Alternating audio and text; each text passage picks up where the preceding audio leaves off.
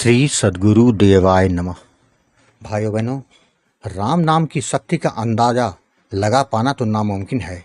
भगवान जितना आपको जन्मा दे, केवल उसी पर विश्वास कर लीजिए तो जीवन सफल हो जाएगा और प्रभु की गोद आपको मिल जाएगी। संसार में रहते हुए हम सभी पर विश्वास करते हैं, हमें भगवान और उनके नाम की कभी भी कोई याद नहीं आती। यही तो माया का प्रभाव है।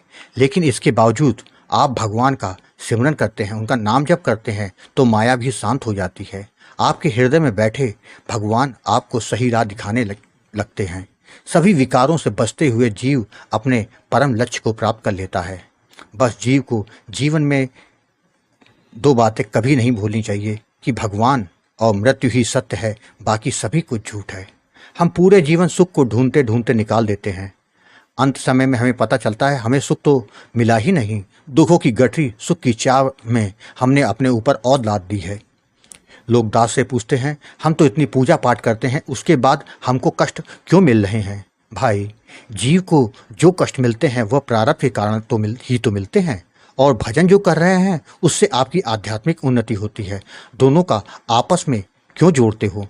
अगर कोई पुजारी दिन रात भगवान की पूजा आराधना करता है और गलती से उससे कोई अपराध हो जाए तो जज उससे यह कहकर थोड़ी छोड़ देगा कि भाई ये भगवान की पूजा करते हैं, इसे छोड़ दो। वह तो उसके किए गए अपराध के कारण दंड जरूर देगा।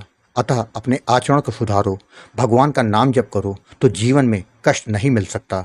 यह अटल सत्य है। आज जो कथा मैं सुनाने जा रहा हूँ वह उड़ीसा से गोकुल भवन अयोध्या यूट्यूब चैनल की महिला सदस्य ने भेजा है, जिसको सुनकर आपको पता चलेगा कि राम नाम हर मुसीबत में आपकी रक्षा करता है। यह कथा को जानने के लिए इस वीडियो को आखिर तक अवश्य देखिएगा। उससे पहले जिन लोगों ने गोकुल भवन अयोध्या यूट्यूब चैनल को अभी तक सब्सक्राइब नहीं किया है, उनसे निवेदन है कि चैनल को सब्सक्राइब करके बेल आइकन अवश्य दबा दें, जिससे नए वीडियो के नोटिफिकेशन लगातार आपको मिलते रहें। राम नाम में अपार शक्ति है। जिसने भी राम नाम को अपने जीवन का आधार बनाया, नाम महाराज हर प्रकार से उसकी मदद करते हैं। मैं तो कहती हूँ इस संसार में राम नाम से बढ़कर कुछ भी नहीं। वैसे तो जीवन में बहुत से अनुभव हुए हैं, किंतु मैं आज अपने साथ घटित एक अनुभव आपको बताना चाहती हूँ। यह घटना मेरे साथ 2 महीने पहले घटित हुई थी। नौकरी के सिलसिले में मैं भुवनेश्वर गई थी। वहाँ मैं एक दोस्त के पास जाकर रुकी थी। हम लोगों के साथ उनका भाई भी था। उसका जो भैया था वह उसके मामा जी का बेटा था। उसका भाई मुझे छोटी बहन की तरह देखता था, पर इस बात को मेरी दोस्त सहन नहीं कर पाई। रोज मुझसे झगड़ा करती थी, हर बात पे ताना मारती थी। मैं भी उससे कुछ नहीं बोलती। एक दिन मेरे दोस्त ने मुझे बोला, तुम्हारे और मेरे भाई के बीच में क्या चल रहा है? और मुझे बहुत गलत शब्द बोली। मैं बोली, ठीक है, तुम अपने भाई से ही पूछ लो ना। इस पर उसने कहा, तुम मेरे भैया को कुछ नहीं बताओगी। उसने मुझे मेरे पापा मम्मी की कसम दे दी। इसके बाद वह मुझे बदनाम करने लगी। मैं बहुत दुखी हुई और मैंने हनुमान जी की फ़ोटो पर हाथ रख के बोला, मैं गलत नहीं हूँ। अगर मैं गलत होंगी कल तक तुम्हें पता चल जाएगा। ऐसा ही हुआ। मैं रोते रोते राम नाम लेती रही। करीब 1 घंटे के अंदर उसका भाई को इस बारे में जानकारी हो गई। हम दोनों बहुत झगड़ा करने लगे, जिसके कारण भाई को के सामने सारी सच्चाई सामने अपने आप आ गई। कुछ दिनों बाद मुझे राम मंदिर दर्शन के लिए जाना था, किंतु उसने मुझे रोका।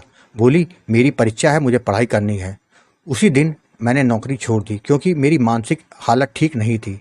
पर वह मुझे परेशान करने का एक भी मौका नहीं छोड़ रही थी। मुझे बदनाम करने के लिए रूम में फ़ोन का कैमरा ऑन करके रख दिया। बोली कि फ़ोन टूट गया है। उसकी यह गलती उस पर अपने आप भारी पड़ गई। जिस परीक्षा के लिए उसने कहा था कि मैं पढ़ाई करूंगी, मुझे मंदिर जाने से रोका था, मुझसे बदला लेने के लिए कैमरा लगाया था, वह परीक्षा वह नहीं दे सकी। मुझे नीचा दिखाने के चक्कर में खुद की परीक्षा की तारीख ही वह भूल गई। उसने मुझे मारने तक की कोशिश की। उसने पानी में एक दवा मिला दी। मैंने वह पानी नहीं पिया तो उसने मुझ पर दोष लगा दिया कि ये सब मैंने किया है। मेरे हनुमान बाबा ने मुझे बदनाम होने नहीं दिया और मुझे मेरे घर ले आए। मेरी माँ मेरी हालत को देख कर रोने लगी और बोली, बाबा ने मुझे बचा लिया, नहीं तो मैं मर जाती। उसका भाई हनुमान बाबा की भक्ति करता था। उसने मुझे कभी गलत नहीं समझा। उस पानी के बारे में भैया को पता चल गया था, इसलिए मुझे अकेले नहीं छोड़ते थे।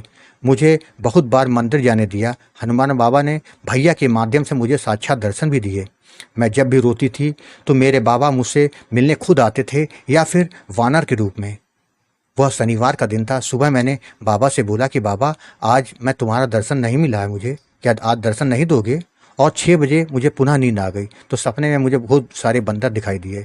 मेरे साथ जो भी गलत करने की सोचता है तो उसको खुद अपने आप में समस्या आ जाती है। बाबा हर पल मेरे साथ रहते हैं। मुझे बाबा ने खुद राम रक्षा स्तोत्र पढ़ने के लिए बोला। मैं पढ़ती भी हूँ क्योंकि मेरी जान को खतरा था। इसका पता मुझे बाद में चला। अब मैं ठीक हूँ। एक बार जरूर कहूँगी कि जो राम नाम को लगातार जाप करता है उसको एक रक्षा कवच मिल जाता है। सच में राम नाम में अपार शक्ति है, केवल हमें विश्वास करने की देरी होती है। एक बार नहीं कई बार राम नाम ने मेरी जान को बचाया है, जिसका उल्लेख मैं यहाँ नहीं कर सकती। अब तो मैं सबसे राम नाम का जाप करने का ही बोलती हूँ। भाइयों बहनों, आपने देखा, यदि आप नाम महाराज की शरण में चले जाते हैं तो चाह कर भी कोई आपका बुरा नहीं कर सकता। नाम महाराज आपको हर मुसीबत से बचाते हैं। केवल विश्वास और भाव में किसी प्रकार की कोई कमी ना आने दीजिए। आपको कथा अच्छी लगी हो तो कमेंट में जय श्री राम लिखना मत भूलिएगा, जिससे दास का मनोबल लगातार बढ़ता रहे और अच्छे प्रेरणादायक वीडियो आपको प्रस्तुत करता रहूं। आपसे निवेदन है, अगर आपके पास भी राम नाम का अनुभव हो तो उसको मेरे ईमेल या व्हाट्सएप पे भेज सकते हैं, जिस पर वीडियो बनाकर अपने चैनल में अवश्य प्रस्तुत करूंगा। ईमेल का पता, व्हाट्सएप नंबर वीडियो के डिस्क्रिप्शन में दिए हुए हैं। जय श्री राम।